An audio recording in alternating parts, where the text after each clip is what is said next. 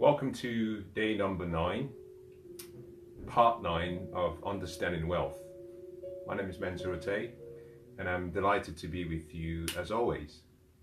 If you're joining for the first time, you've joined, well, we welcome you. If you're joining again and you've been part of the session, again, I want to welcome you.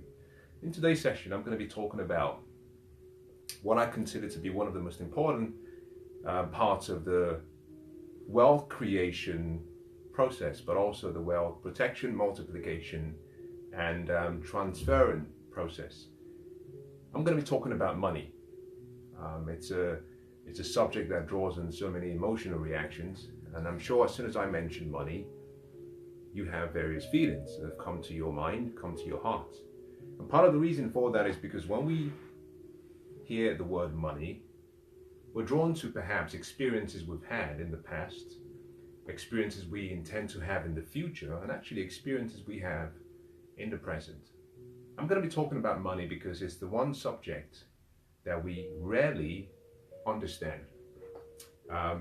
It's the one subject that we're taught of, either in school or back in families or whatever form of formal education that you may have gone through.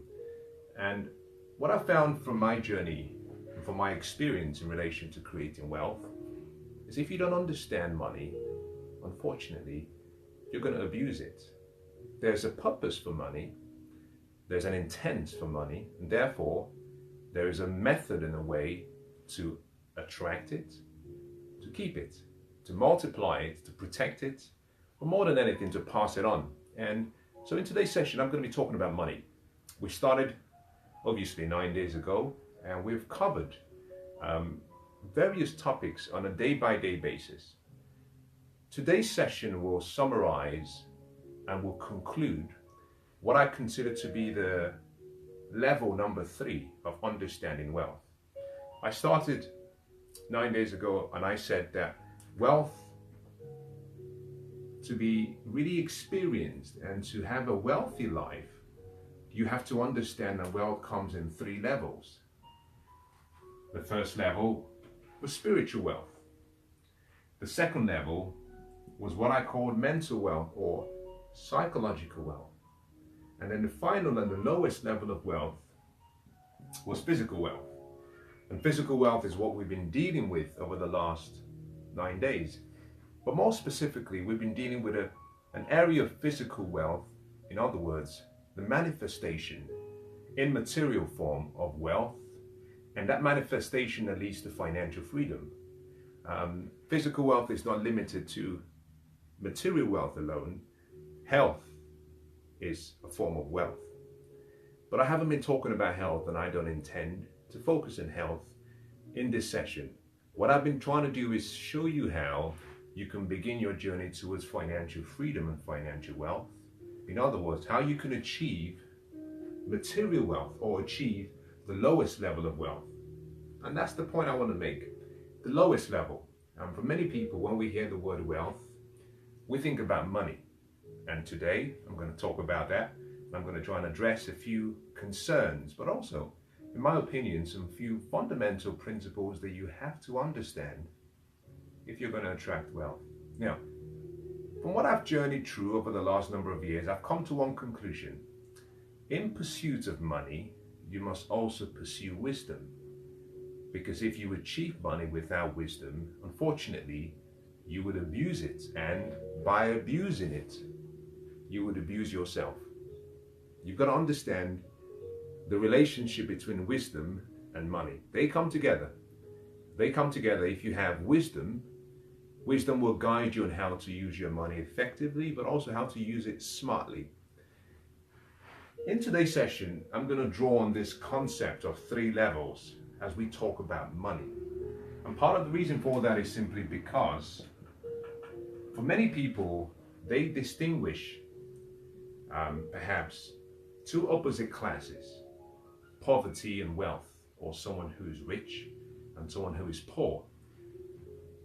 Poverty, or being poor, is a product of you living in what I call a mental state of mind. And a spiritual state of mind. On the other hand, being broke is represented or manifested in having lack.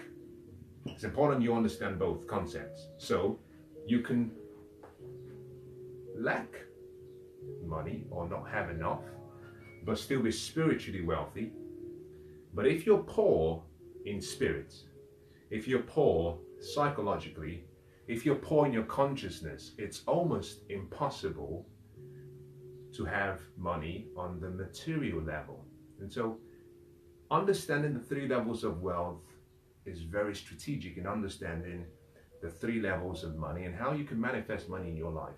Number one, on the spiritual level, is simply the understanding that you are money. I like to use the word I am. Self-talk is a very important part of what shapes and forms and designs our future. A lot of people are not aware of what they're saying to themselves. And if you could just sit down and observe the thoughts, both spoken and those that are not spoken, in your mind on a daily basis, then you become aware of selecting and choosing the thoughts you allow to come into your mind. You see, the reason being, self-talk and your thoughts are not things of the past. What you say, what you think of, doesn't go to your past, it goes into your future. One great author says that my word will not return to me void. Once you speak, it goes to the future, and it must find a way of expressing itself on the material level in a way that you can see it. So I would say, if you want to understand money, you've got to recognize, first of all, that you are money. You can express money in various ways.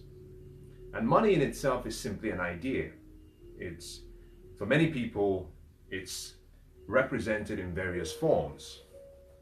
In many countries, we have currencies. In the UK, we have currency, and this currency simply has one of my great heroes, Sir Winston Churchill. On the reverse side, it has obviously the Queen of England. This is what we call money. But money, this is just a material form of money, represented as the lowest level of money. This, however, to be expressed in this form, first of all, began as a thought. An idea created perhaps a level of value or service, and people gave you this in exchange. So what you call money is simply an idea. And if you understand the concept that money is an idea, and money is expressed at the spiritual level, at the mental level, and then is manifested at the physical level, then it becomes easy to know what to do and how to use the gifts you have, the mind, the other faculties you have, to create anything you want. Let me start by saying a few things, perhaps sharing a few concepts with you. Most people focus on how to earn more money. I'm going to deal with that, no problem. Most people are concerned about how they can get more. The lack of money in your life is simply evidence to the fact that your mental or psychological or spiritual state is lacking. It's evident to the fact that what you're manifesting in your life, the harvest you have, is based on the seed you've sown. I'm going to use three concepts: seed, soil, and supply. By seed, I'm referring to you. I'm referring to the ideas you put in yourself, the ideas you have. By soil, I'm referring to your mind. And by supply, I'm referring to your results. So, in principle, what we're talking about here is this is inputs. What are the thoughts you have? How are you thinking? Understand something. There is only one mind in the whole world, just one. Some people call that mind infinite intelligence. Some people call it divine understanding. Science will call it energy. Some other people might call it God. But there is only one mind. And this mind has infinite power, and we all have access to this mind. That's the reason why we all have a potential that is unlimited. So the problem is never with the soil, because the soil is rich. How the soil is used determines the harvest. The soil is neutral. If you plant good seed, the soil will give you a good harvest. And part of the reason for that is because the soil respects and cannot violate the laws of the universe. And this is some basic, what I call philosophies about money. You've got to understand this. The soil cannot change the laws of the universe, because the laws are perfect and the laws are precise, and the laws will guarantee the promise. So if you plant good seed, the soil does not discriminate. The soil will give you back a great harvest. If you plant bad seed, the soil will give you back a harvest. So if you are not happy with what you're getting as a harvest, it's not the soil. It's you. It's your thoughts. It's how you think. It's what you see. You have to change the seed. So I would ask you a question. Are you living at the spiritual and a psychological or mental level of consciousness that is consistent with what you want? I'm talking about money consciousness now. The way to answer that question is go back and ask yourself, what are my results? What is the harvest that I'm getting? Now, this is where many people make a mistake. Many people are trying to fix the effects. The lack of money, if you're not financially free, if you're not financially wealthy, has nothing to do with the harvest. It has nothing to do with the results you're getting. It has everything to do with the cause. The cause is, what am I thinking about? Thoughts create things. If you want to change your life, change your mind. Someone once says, Paul the apostle says, be ye not conformed to the world, be ye transformed by the renewing of your mind, which means go back and change your mind, change your concept. Because until you solve the problem, it doesn't go away. You know, many people have a feeling that all they have to do is earn more money. You know, earning more money doesn't solve your financial problems if you have a habit of spending more than you earn. Many people are focused on lack of money as the problem. A lack of money is a symptom that there is a problem. A lack of money is not the problem. Also, the presence of a lot of wealth is also a symptom. Both are symptoms. There is a problem, an underlying problem, or an underlying cause. Lack of money or the availability of so much and abundance are simply effects. If you want to change your life, you've got to go and solve the cause. You've got to go and change the problem. And how do you change the problem? You start with your mind. You start with how you think. And what I'm going to share with you in the next few minutes is, how do you create more money? In other words, how do you solve the symptom? I want to be very clear on that. I'm dealing with the symptom now, not the problem. As we move into the next session, session 2 of Understanding Wealth, I'm going to be dealing with the mental and the psychological level of wealth in more detail. But today's session, I'm going to show you how to earn more. But more importantly, I'm going to show you how you must think and how you must apply your energy and your efforts and your focus to create wealth. Material wealth, generally, or money, is simply a result.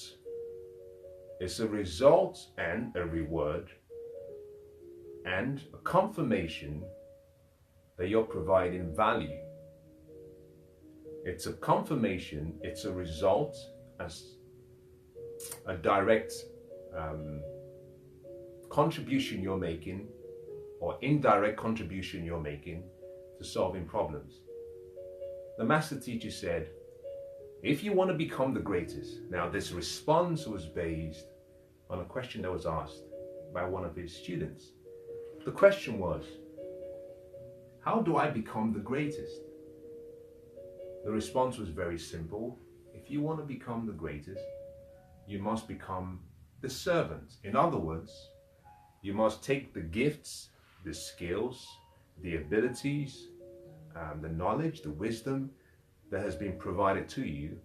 You must develop those gifts, skills, abilities, and then you must use what you have to create value for people.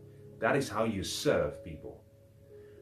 Elle Nightingale said that the level of money you either receive, the level of your compensation will always be in direct proportion to the service you provide. Really that simple. So, presence or the absence of money is simply a confirmation, is simply a result, a reaction to the value you create or the lack thereof, the problems you solve or the lack thereof. So, if you do not have enough money, you shouldn't worry about trying to get more money. You simply have to focus on how can I solve more problems and create more value, because the law of attraction always works. But more importantly, the law of cause and effect. Some people call this the law of sowing and reaping.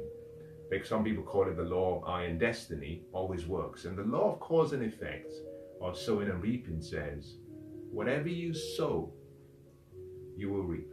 In other words, what you do for other people, you're certain and guaranteed to get a return. Now, it may not come from the same source, it might come from somewhere else, but there will be a time to reap. All you have to do is sow the seed. So what I'm going to do next is show you some of the ways that you can solve the symptoms of the lack of money. But remember this, what I share with you is dealing with the symptoms, not the problem. The problem is the main root cause.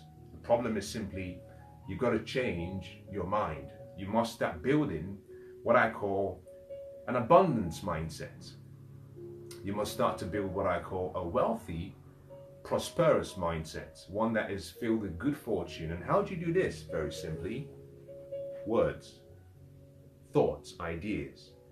I tell people, get a piece of paper and write down affirmations. Write down things about yourself and say it to yourself regularly, because you see, what you hear controls how you feel.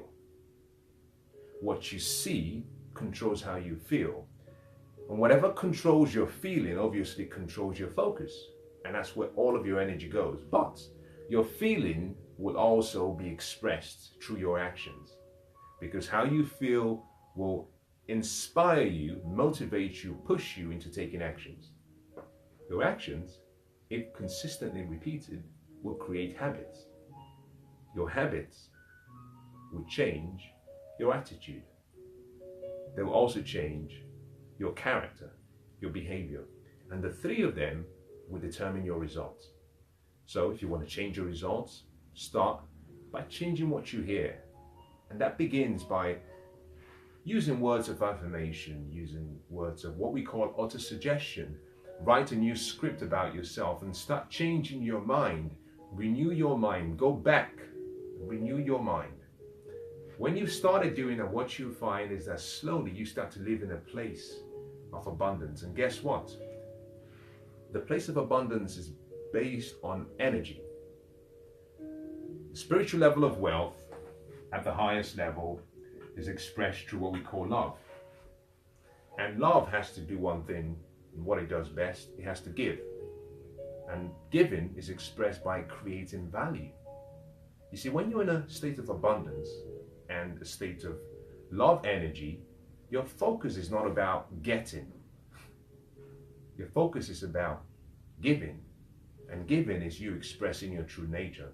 And the more you think about how can I serve and what can I do to create a better experience for people, what you find is that automatically this pushes you down to the mental states, and now you're thinking about ideas. You're thinking about ways to create a difference, to make a difference in people's lives. And the more you think about ideas, you activate the law of attraction.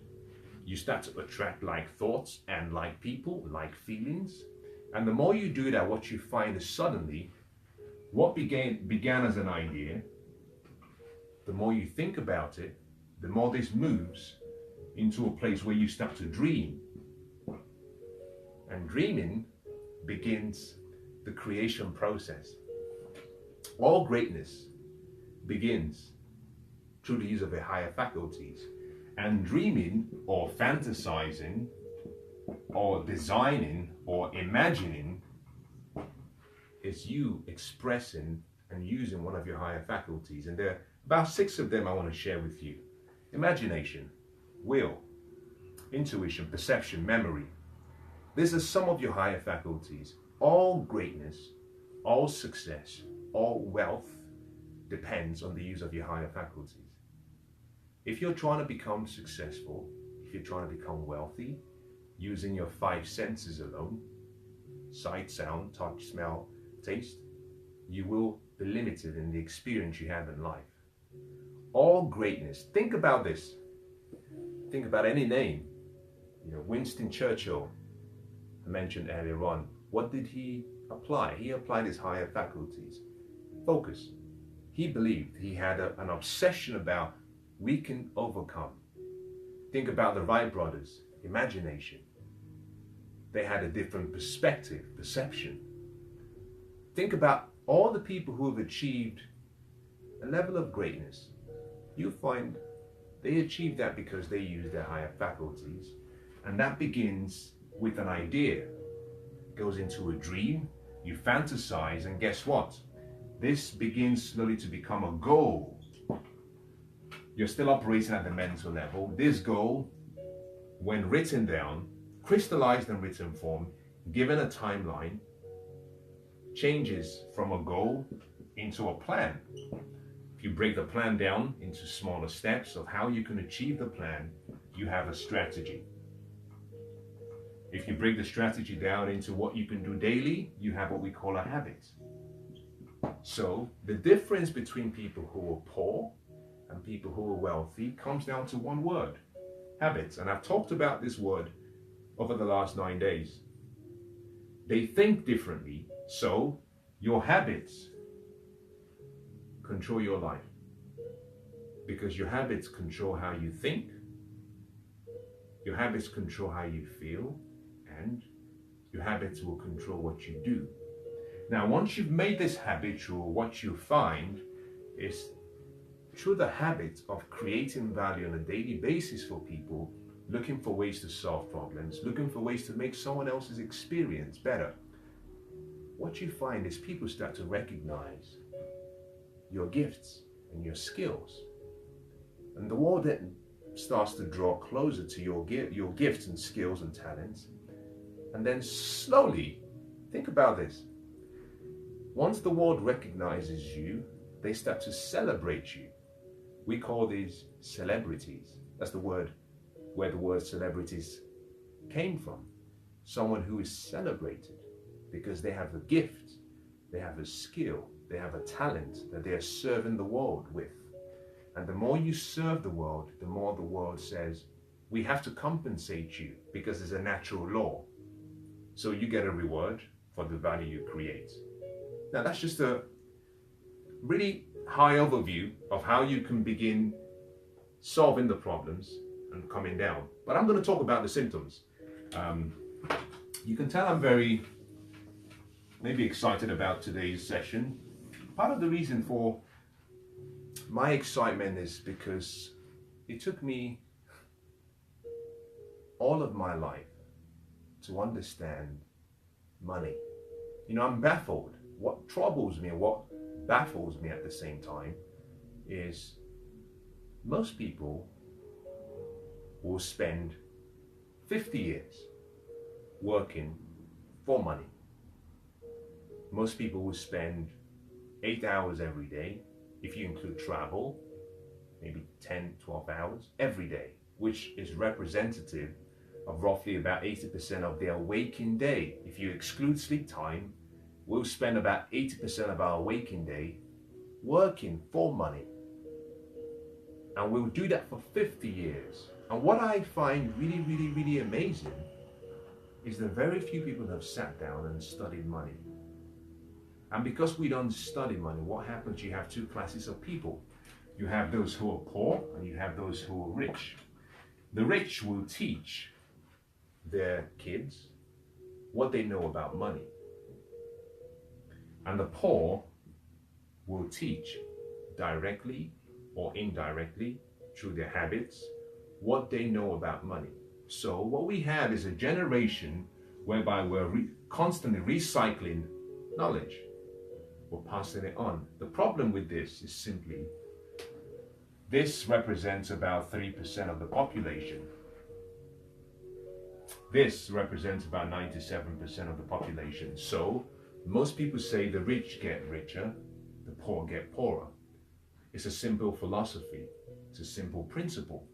We're simply passing down habits, conditions, or conditioning and paradigms. And so if you want to understand why we have a problem with money and the lack of the understanding of money, just go back and look at this equation. The school system does not teach us about money. Do I think that's a problem? Maybe. But here is my opinion, subjective as it might be. There are two classes of knowledge we all need. The knowledge to understand some of the things that make life meaningful. We can learn that from academic and sometimes from professional education. But there's a second class of knowledge, the knowledge that empowers you to go and seek for what you do not know. School is there to give you the basics, teach you how to read, teach you how to think, teach you how to write. It's then your responsibility to go and search for what you do not know to create the life you want. If school taught you everything you needed to know, then we will all be the same, we'll all be robots. You need to go and learn based on your dreams and your goals, based on your desires. Go and learn what you need to make your life successful. I call that self-education. You see, for many years, what I knew about money I learned from my family. Unfortunately, though my father was exceptional as a person, intelligent, sound, competent, financially, we didn't understand money. Reason? We hadn't studied money. So here is my recommendation. If you want to understand money, you got to study money. And you need time and study. We all have enough time because we all get 24 hours every day. So time is not in short supply. The time you have is enough. You have to simply invest the time to study. And that requires discipline. So, from my experience, what I find is most people believe that what they know about money is sufficient to give them the life that they want. And that is wrong. For many years, I felt that my academic understanding, my professional education was enough to enable me achieve my dreams and goals. It took me more than 30 years to recognize and learn that academic education and professional education only provided me with the basics. It enabled me to go search for what I didn't know, and I needed to have personal development and financial education in order to succeed. Personal development taught me more about who I was, and that was what led me to the understanding about my higher faculties and the greatness in me. Financial education taught me how to manage what I received, the results of applying my higher faculties. You have to do the same if you're going to create wealth. Now, in relation to money, there's only two ways to earn money. Just two ways.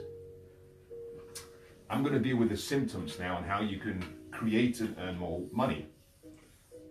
There are only two ways to create money.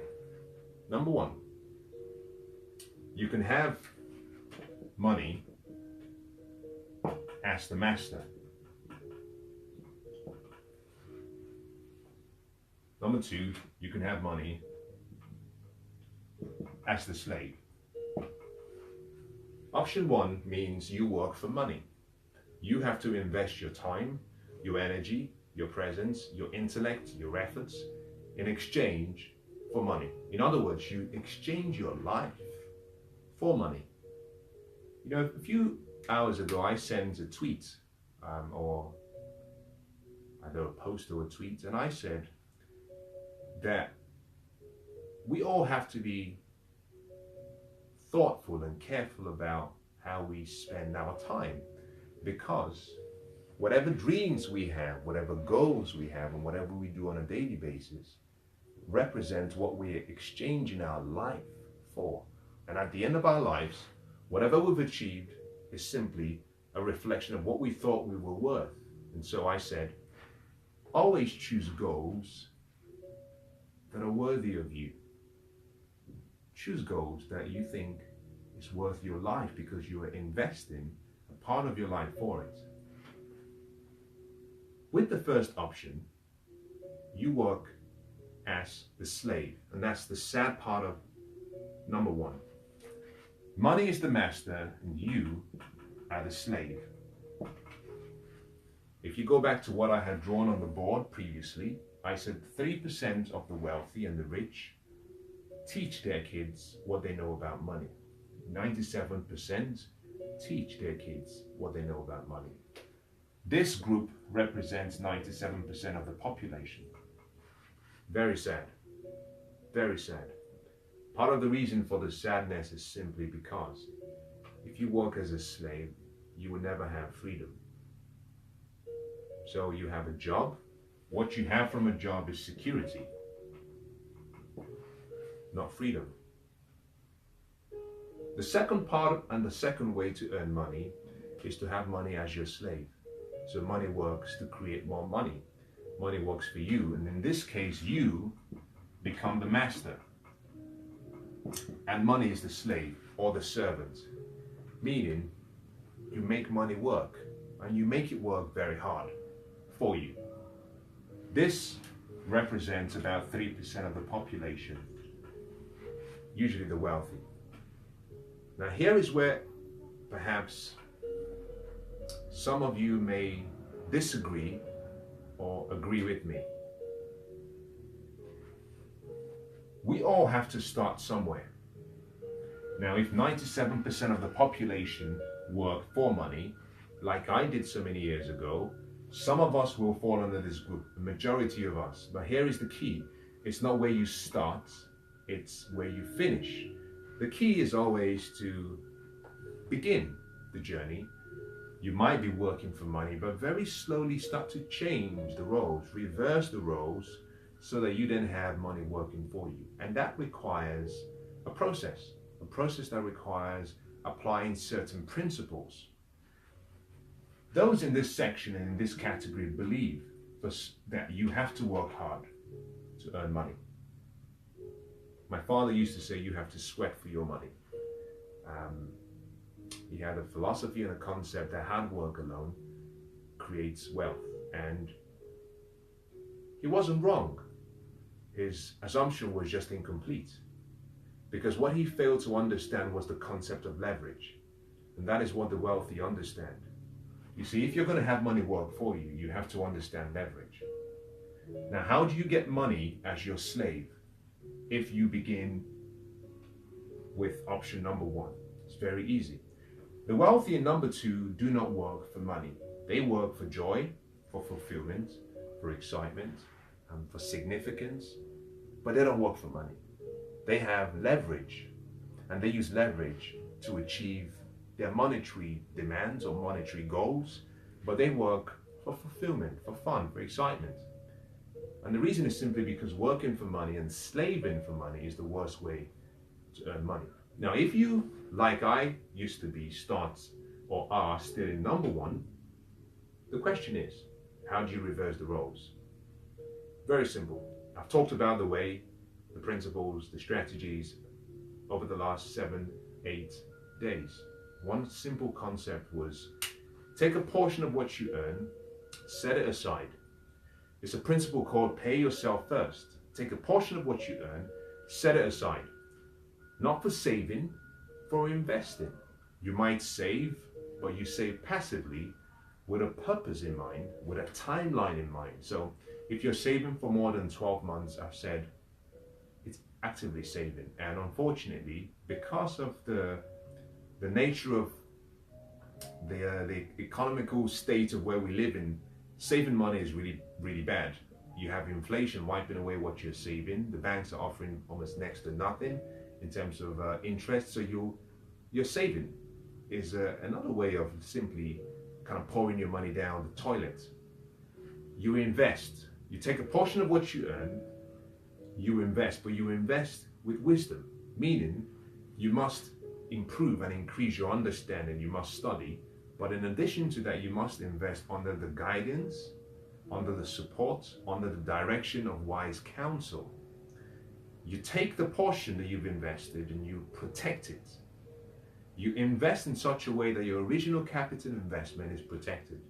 One of the rules of money, if you want to understand how to create material wealth, is never lose.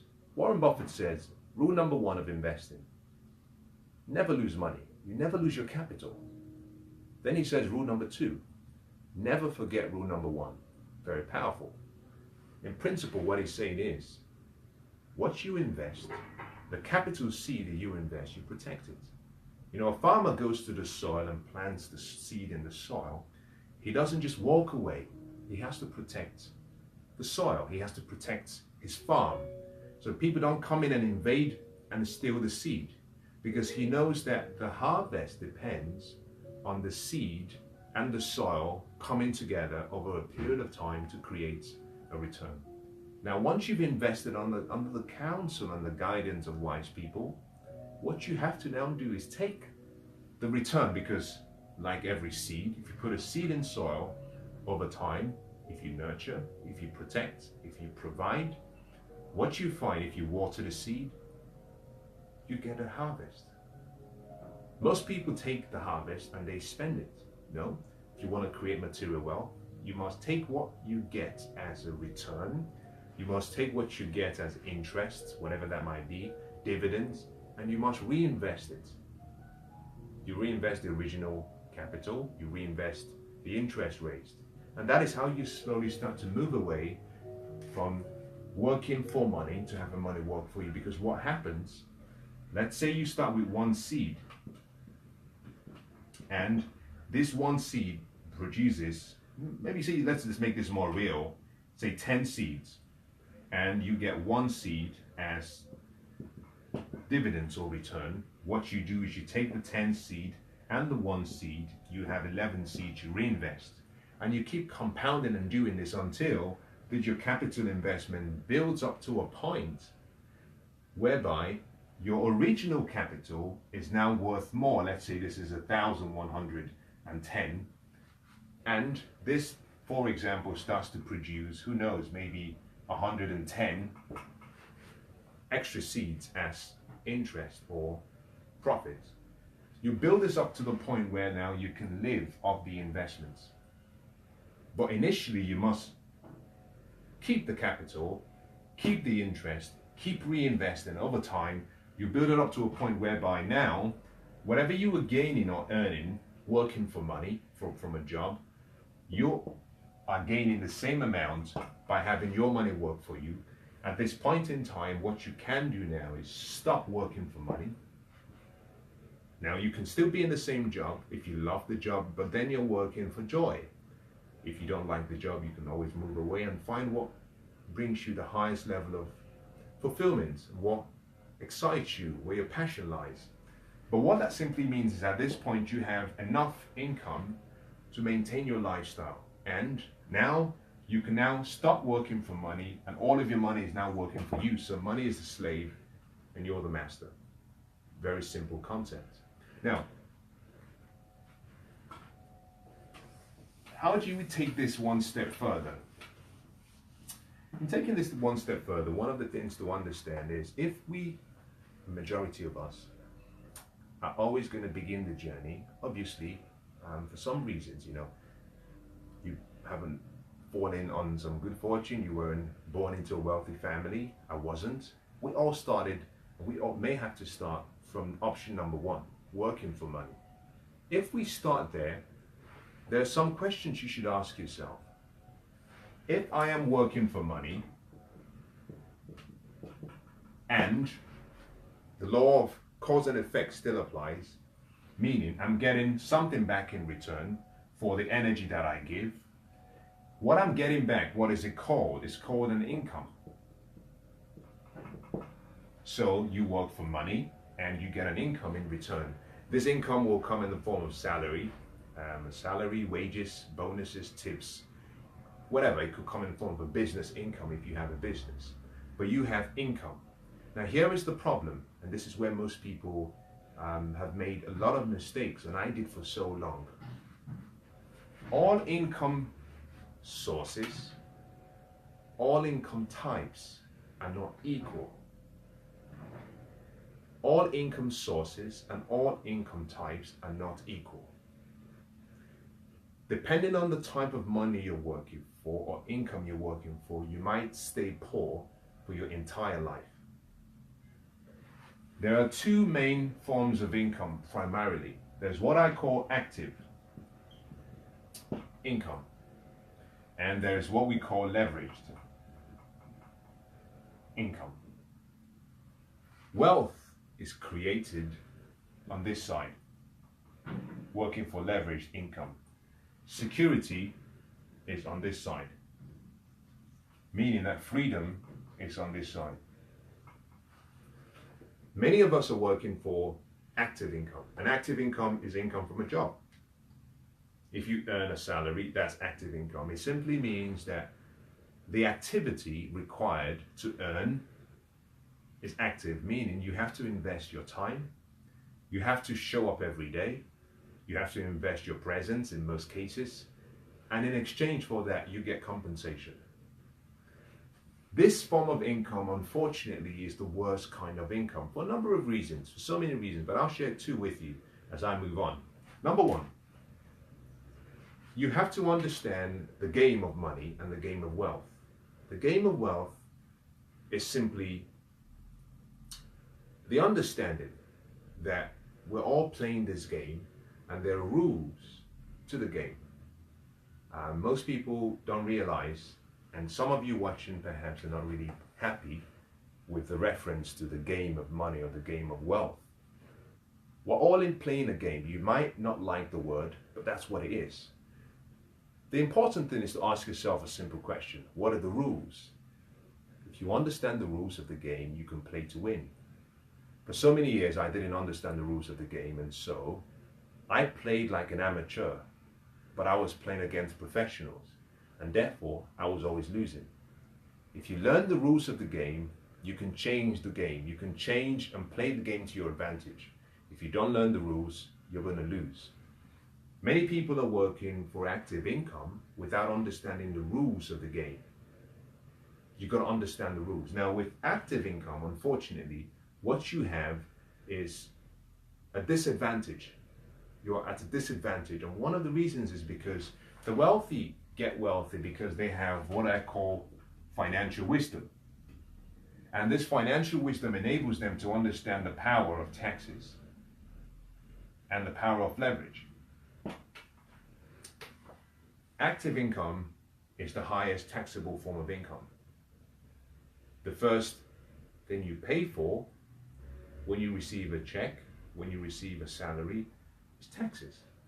If you work for active income, you must pay your taxes first, and also your taxes is normally the highest expense. In addition to this, active income is unleveraged. And unleveraged simply means that you have to work in order to earn. If you don't work, you don't earn. In other words, what you have from a job is what I call a single point of failure. If you were designing systems, one of the things you recognize in designing systems is you have to ask yourself is, is this system serving a critical part of a business or part of a bigger system? And during my engineering days, when we designed buildings, we used to ask that question. What is the nature of the use of this building, and the systems that are going to serve the building? Are there elements that have to be provided with what we call redundancy or backup provision, so that if the main system failed, another system could come on to ensure that the operation and the use or the activities within the building are not disrupted? With active income, if you have just one job, what you have is a single point of failure. Meaning, if you have ill health, if you lose your job, your expenses are still there, but your income disappears. And so you fall into a position whereby you have no income, but you have expenses. Leveraged income is a different form of income. It's the income whereby you use leverage, other people's time, other people's knowledge, other people's money, other people's wisdom, other people's understanding, other people's experiences. So here, what you simply do is draw on the wisdom of other people, the experience of other people to achieve your goals. With active income, you're riding solo. You're a one-man band. You're trying to win the game of life alone. You're using hard work only. You're using physical labor, physical ability. With leveraged income, you're using the experiences of other people. Now, with leveraged income, it's important to make a reference to a comment. The activity is leveraged. The income is passive. Say that again. With active income, the activity is active, meaning you have to do the work. But the income is active as well. If you don't earn, if you don't work, you don't earn. With leveraged income, the activity is leveraged. The income is passive, and leveraged income is income you receive from investments, from assets, from businesses. But in all of these categories, you're not expected to invest all of your time consistently. This is whereby you can buy an investment and you use other people's resources and the resources available to maintain and achieve the vision you have for that particular business or investment or assets. So you have to understand the type of income you're working for. If you want to create wealth, what you have to do is minimize the time spent trying to earn active income and maximize the time spent trying to earn leveraged income. In day number 2, I talked about, and part 2, day number 2, part 2, I talked about the importance of a financial statement. I started by sharing with you a part of the financial statement, and I said that I consider the financial statement to be one of the most important parts of the knowledge, what I call the knowledge triangle you need to create wealth. And part of the reason for that was because in a financial statement you have income, you have expense, you have liabilities, you have assets. And this section of the financial statement creates poverty and security. This side of the financial statement creates freedom. Assets is how you become wealthy. You must spend more of your energy acquiring assets, investments, businesses that creates income, but also appreciate in value. And you must minimize the purchase of liabilities that depreciate in value and cause an expense away from your life. So, in other words, here we're dealing with leverage. Here we're dealing with active. So your responsibility, if you have a job, is to start very quickly to take a portion of what you earn so that you can transfer that into becoming an asset, and that asset creates an income. We call this passive income, but you achieve that process using leverage. Very simple. Now, how can you make this effective, and how can you apply this, and where do you start? Very simple. I'm going to have to change this because I don't think this is working well. Very simple. If you begin with what you have and where you are, ask yourself a few questions. Number 1, am I earning enough? How much am I earning? How much am I keeping? Now, I started by sharing a principle with you so many days ago, which is a formula, and I said that this is the wealth formula. What you must do if you want to create wealth is, this is called the wealth formula, is you must earn. When you earn, the first thing you must do is invest before you spend. So what you have to do is take a portion, and that could be 10%. I gave you a formula called the 65-35 plan, and I suggested that 10% is active for investing, 10% is passive for investing, 10% you give to charity, and 5% you invest in yourself. And this is how you start to create wealth. This is how you start to attract more money into your life. Now, all of these deals with the principles of dealing with the symptoms. How do you earn more money? But the fundamental problem is, you can have all this knowledge, you can have the basics, you can have an understanding of what I've shared with you, but until you start solving problems and creating value for people, you cannot attract money into your life. So this is where I'm going to conclude today's session. I'm going to conclude by saying, one of the things you must discipline yourself to do is find where you can add value, find where you can solve problems, and dedicate your life to becoming exceptionally good at what you do so that you can become valuable to the marketplace. Those who are valuable to the marketplace are compensated.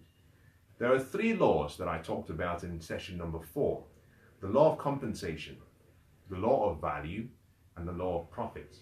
And I said, the law of compensation deals with you. And it simply says that the amount of money you earn will always be in proportion or ratio to the need for what you do, your ability to do it, and the difficulty that will be in replacing you. And the key thing is your ability to do your job and do it well. The law of value says that you will be compensated, and the level of your compensation will always be based on the amount of value you create. But more importantly, the problems you solve for people. And finally, the law of profit says that if you work for money, you must understand that every business requires a profit, and the purpose and one of the needs of every business is to make a profit. And so, if you want to earn more, you simply have to ask your employer, your company, how you can help them create more profit. Because if you create more profit for them, now they can compensate you a little bit better. So, I'm going to conclude today's session by talking about 2 different concepts.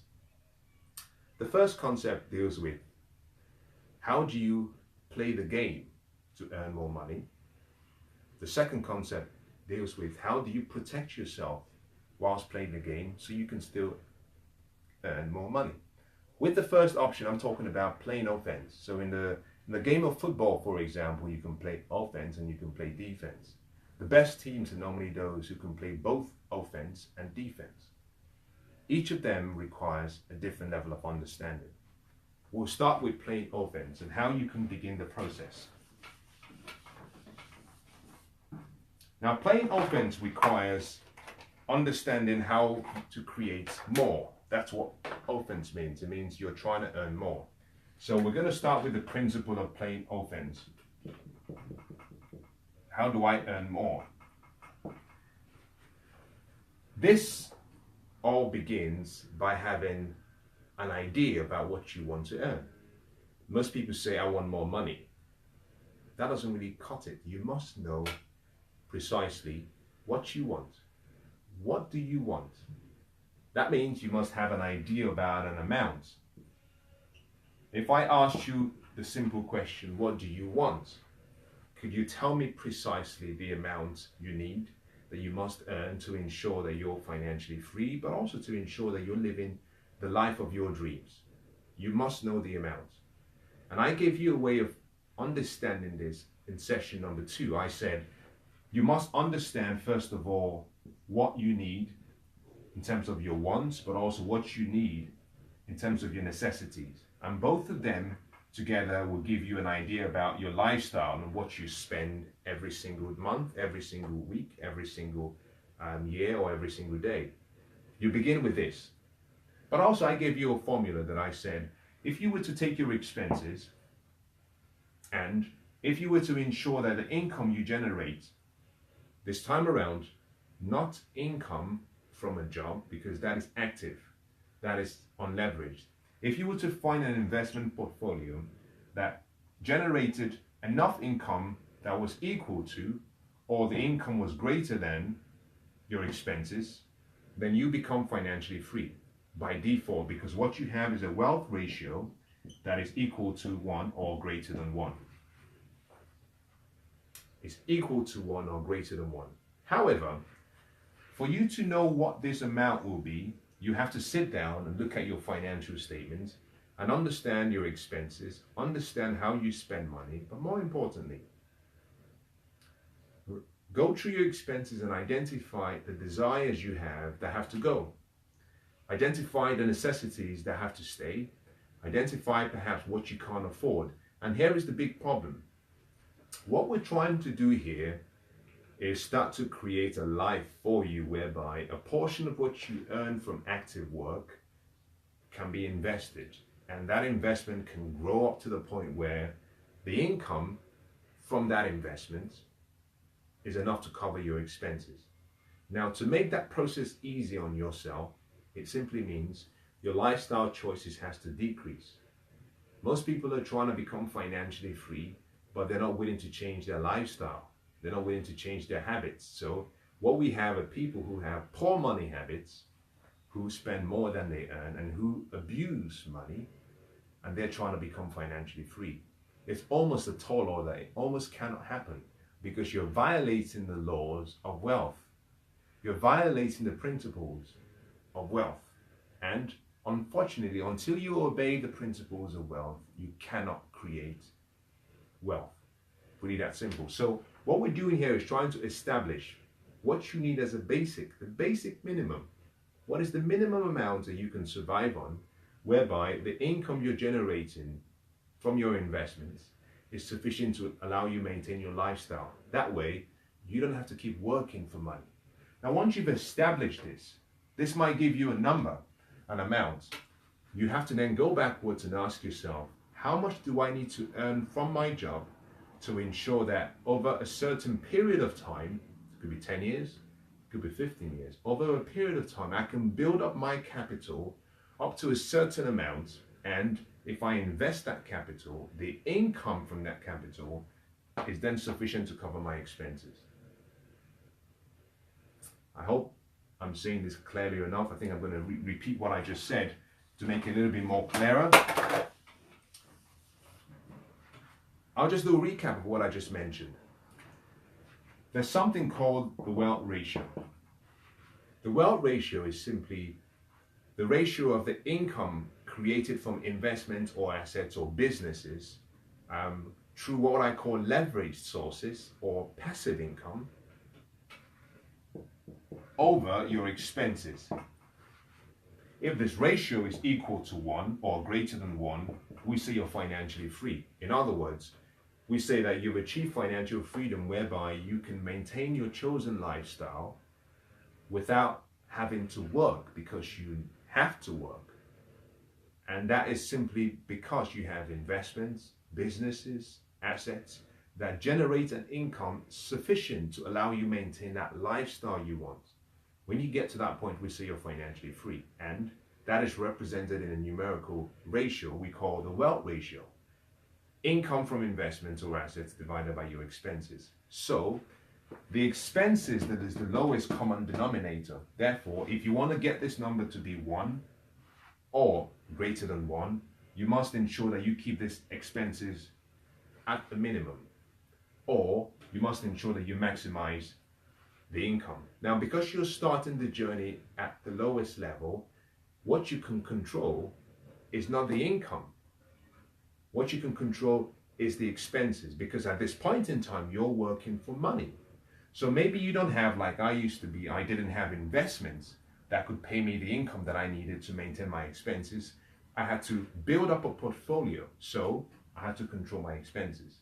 So what I said was, you have necessities, you also have needs.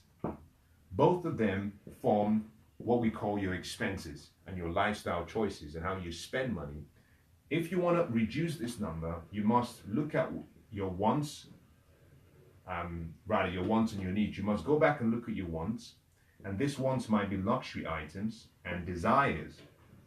You must discipline yourself to eliminate some of your luxury wants and discipline yourself to let go of some desires so that you can focus on your necessities first. By focusing on the necessities, your expenses reduce. Once you've reduced your expenses, now you have an idea about what the income has to be to give you a wealth ratio of 1. Once this ratio is established and you know what that income is, let's assume, for example, your expenses is $2,500 per month. And to get a ratio of 1, you need 2,500. So, in other words, what you're saying is you need an investment that can pay you £2,500 per month. But let's also assume you have a job. And in your job, you're making, say, £4,000 per month. But as part of that £4,000, you have expenses and things you spend money on. What we're saying here is, if you were to take 10% of your earnings, set it aside, which is £400 per month. If all you could afford was 10%, then what you have is a seed of £400. This seed has to be invested over time and consistently to the point where that this seed can start paying you £2,500 per month. How do you do this? I covered this in detail in one of the earlier sessions, but let me just share how I did this in my personal life. To make this more feasible, what you ask yourself is, if I had $2,500 from an investment per month, what would I earn per year? It's 2,500 times 12. It's £30,000. So if I had an investment that paid me £30,000, what are the parameters and criteria for that to happen? It's very simple. First of all, you ask yourself, what will be the return on the investment? Will you assume 10%? So if you divide £30,000 by 10%, you have £300,000. So if I have £300,000 invested in an investment vehicle that paid 10%, it will give me £30,000 per year or £2,500 per month. So your £300,000 is now your financial goal. Meaning this £400 you have per month must be developed and built up to £300,000. And then you invested £300,000. That's how it's done. So the principle is simply, playing offense means, okay, I understand. To achieve this £300,000, how can I earn more? Very simple. Find parts of your business, find locally where you are, how you can solve more problems, how you can create more value. But understand something, you're working for active income, and the more you work for active income, the more taxes you pay. So my recommendation is simply not to go focusing on plain offense. Yes, you want to earn more, but the problem is, the more you earn, the more you have to invest more time. And time is your greatest gift. My recommendation rather is, why don't you invest a portion of that time to studying the wealth secrets, study what the wealthy know, so that you can use their wisdom and knowledge and understanding, so that you're not investing all of your energy, time, effort, presence to get active income that you pay a lot of taxes on, and unfortunately it's still a job, it's a single point of failure, and anything could go wrong. Why don't you start looking at creating what I call multiple sources of income? So you have other income sources, so that if one fails, you're still covered. And you do that not by working for another job. You do that by taking that time you would have invested in the same job you have and start looking for opportunities and how you can solve problems around you, create service, create value for people where you can start getting compensation, so that you're not focused on this £4,000 you have, which you're paying a lot of taxes on. You can now start focusing on using some of the leverage options and the strategies of the wealthy by looking for passive income through leverage means. That is how you play offense. That's how you try to increase what you earn. Not by working harder for money, but by working smarter, using the world's secrets. Now, this deals with playing offense and playing the aggressive part of earning more. What about playing defense? Very simple. There are 3 strategies to playing defense. The first strategy to playing defense is simply understanding the importance of what I call a budget. A budget is important. A budget is also one of those words that most people hear and they feel a little bit uncomfortable. Most people, like I did for a long time, believe that a budget is restrictive. I understand that a budget deprives them of enjoying the pleasures and what they've worked hard for. I understand. But my response to you is, if you have a strong enough reason, if you have a strong enough why for what you want, if you have a focus towards the vision of the future you're trying to achieve, which is financial freedom, then delayed gratification and making the sacrifices needed to ensure that you achieve your final dreams becomes a lot easier. So it's less about sacrificing, because sacrifice is simply letting go of something that is of value in the present for something of greater perceived value in the future. Sacrifice is you paying the price today so you can enjoy the promise today, tomorrow. We all have one of 2 choices.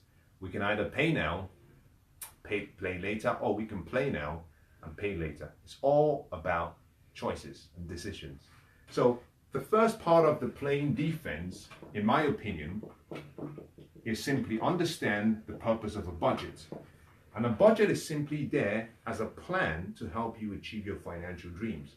It's not restrictive. It's simply you taking a portion of your seed and sending that seed into the future where the seed awaits you with interest.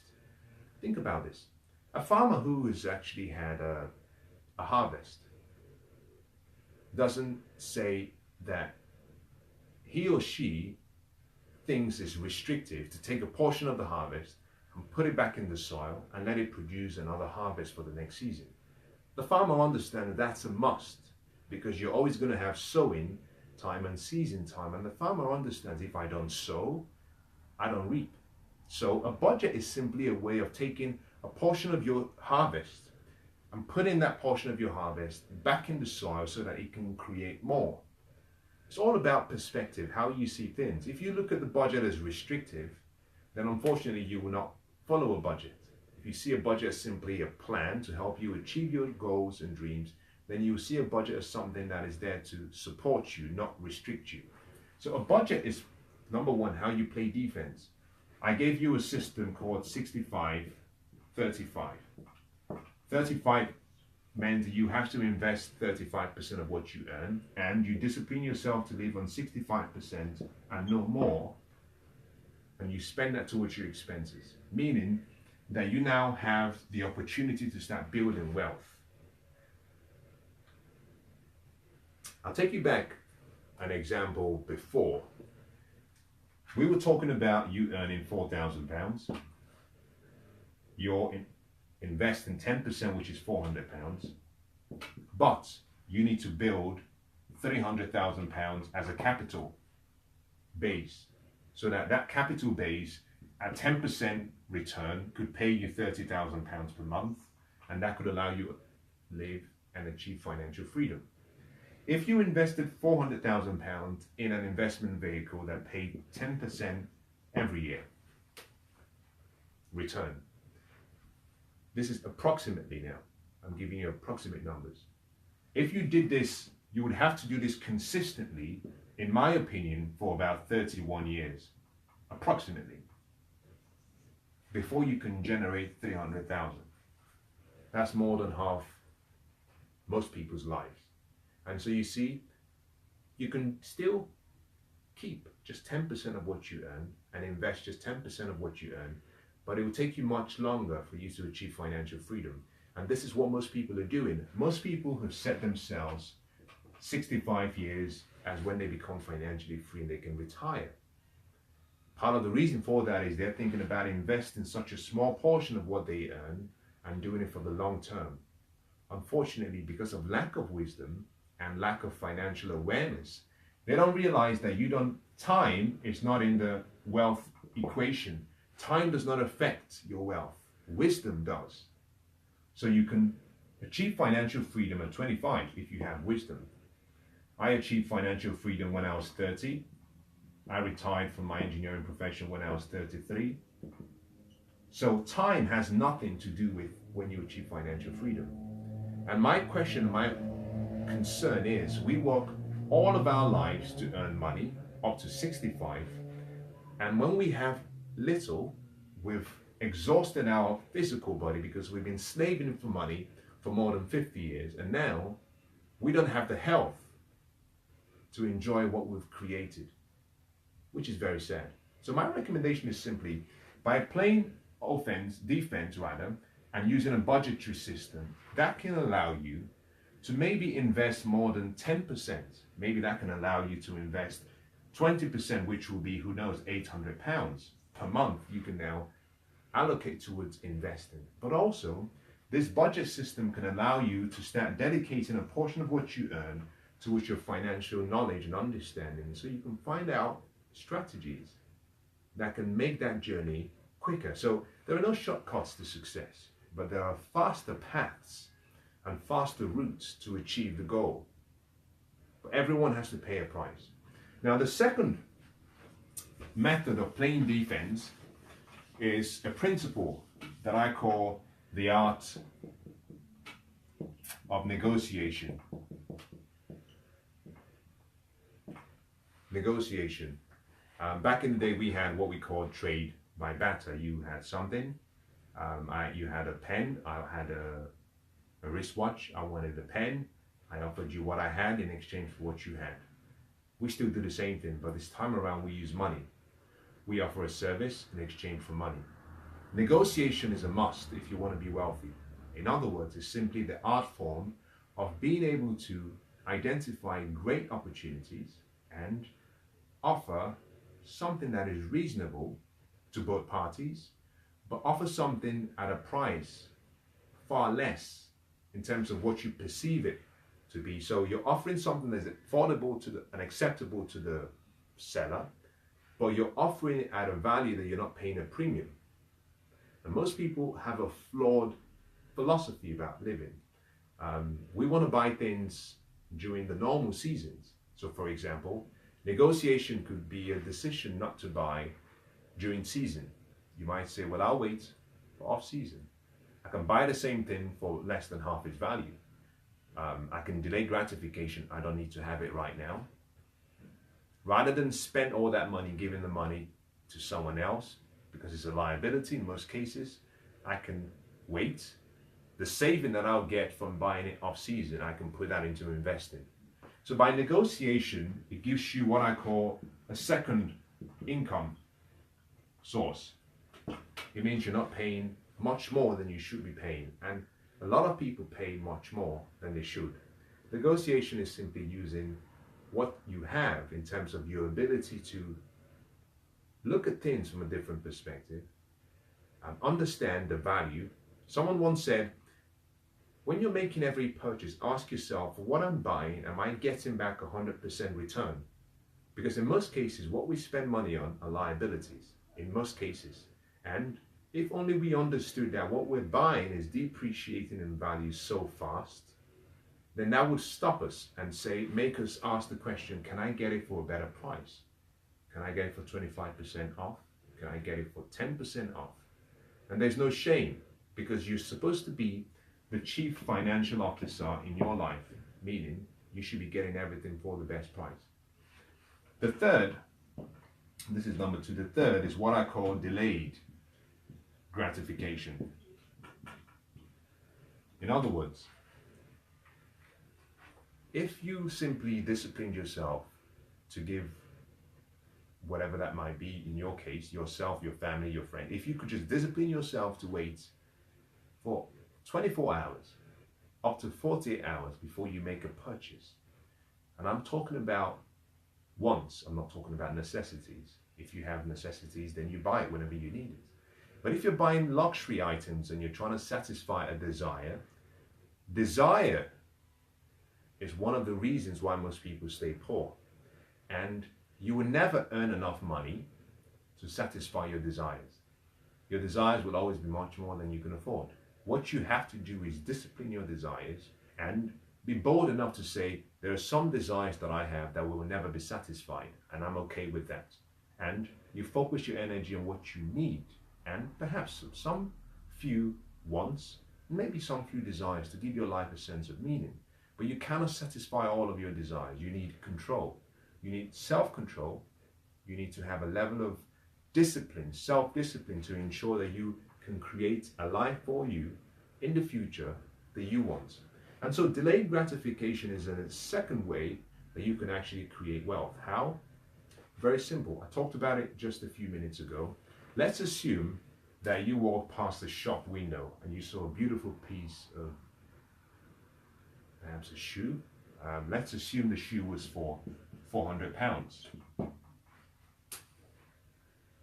You want it, but you don't need it. You have one or two options. You can walk in and buy it, or you can simply say, I'm going to wait for 24 hours. And after 24 hours, you might feel that the desire you once had the day before has reduced. You see, wherever your desire goes, energy goes in that direction, because your focus follows your desires. By distracting yourself and giving yourself some time, you reduce and you limit the desires you have. Rather than spend this at the end of the 24-hour period, if you were to set up an account whereby this £400 is channeled into that account and used to invest, what you find for most people will save between 20 and 30% of their income every month if they apply this method. Now, here is the point I'm trying to make. I'm not suggesting that you should live so frugally that you don't experience the good life. No. I'm saying with delayed gratification, in most cases, what you're paying for are liabilities that depreciate in value. Wealth is created by acquiring assets, investments, businesses that appreciate in value and create an income. For most people, they're buying liabilities that depreciate in value, but also some of these liabilities will cause an expense whereby now you bought this item, you have to insure it. And every month is now costing you, say, £20 per month to insure it. So not only did it cost you the capital, it's now costing you an expense every month. The wealthy apply a principle. By diverting this money to invest in, what they do is they give themselves a time frame. This could be 2 years or 2.5 years, for whatever, doesn't matter. They use this to acquire assets, and then they use the assets to pay for the liabilities. So in many cases, delayed gratification doesn't mean you don't get it. It simply means you choose the timing of when you get to experience what you want. In other words, you divert what you would have been spending to an investment, you look after the investment, and the investment pays for what you originally wanted. Let's make it simple. Let's go back to the seed principle. A farmer has one corn seed in his hand. He has a choice. He can use that corn seed for dinner, or he can say, I'm going to put this seed in the ground and give it 6 months. In 6 months, that seed that was one creates what I call maybe a corn plant. And on that plant, you have about 100 seeds. Now he's created 100 seeds. What he can do is take the 100 seeds, pull out the one, plant the 99 back in the soil, then he can buy and enjoy the dinner, do whatever he wants with the one seed. The 99 is still there. The next season after 6 months, now he has 1,300 from the 99. The concept is simply this: buy your liabilities through your assets by delayed gratification. Very simple. Now, I hope that's been useful. This is where I'm going to stop for today. I started by saying that we're concluding the lowest level of wealth, the material level of wealth, because from part 10, we're going to be going into the other two levels of wealth, the mental and the spiritual level of wealth. In the next session, I'm going to focus on the psychological and mental consciousness of wealth. I think it's going to be very informative and very inspiring for a lot of people, so that you can start to understand how everything you have begins as your thoughts. And William James says, as a man thinks, in his heart. So is he. If you can conceive an idea in your mind, if you believe the idea, you can achieve it. But it's important to understand, how does that begin and how do you achieve that? We're going to deal with that in the next session. But as part of the wealth creation, or what I call achieving financial freedom from the material level of wealth, I'm going to draw this to a close. Later on, perhaps I'm going to talk about investment strategies and what you can do. But in relation to understanding wealth in terms of psychology of wealth, the philosophy of wealth, the beliefs of wealth, at the material level, this is where we conclude. We're now going to move on to the next level of wealth, which is mental, and then we'll conclude with the final level of wealth, which is spiritual. Now, I hope you found something, and you found something in the last few minutes what sitting in for. I want to wish you the best of luck, and I'm grateful for your time. God bless.